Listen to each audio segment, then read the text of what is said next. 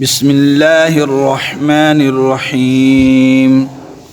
يا أيها المزمل قم الليل إلا قليلا نصفه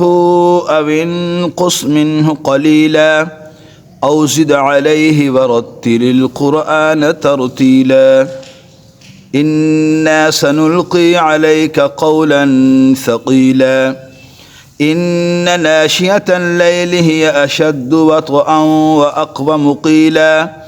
إن لك في النهار سبحا طويلا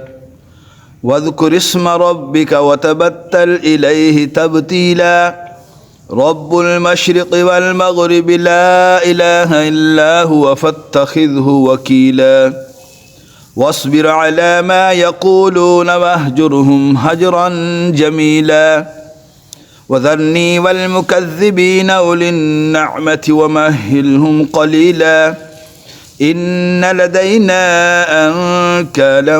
وجحيما وطعاما ذا غصة وعذابا أليما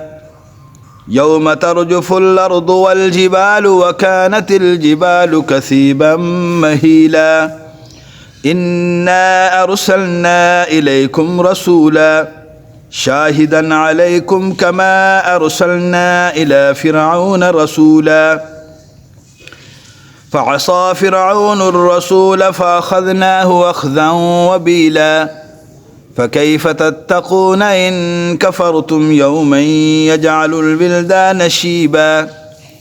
السماء منفطر به كان وعده مفعولا إن هذه تذكرة فمن شاء اتخذ إلى ربه سبيلا إن ربك يعلم أنك تقوم أدنى من ثلثي الليل ونصفه وثلثه وطائفة من الذين معك والله يقدر الليل والنهار علم أن لن تحصوه فتاب عليكم فاقرؤوا ما تيسر من القرآن علم أن سيكون منكم مرضى وآخرون يضربون في الأرض يبتغون من فضل الله وآخرون يقاتلون في سبيل الله فاقرؤوا ما تيسر منه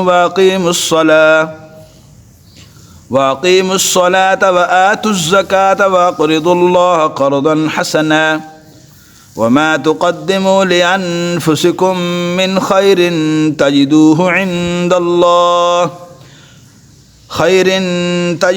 عند الله هو خيرا وأعظم أجرا واستغفروا الله إن الله غفور رحيم.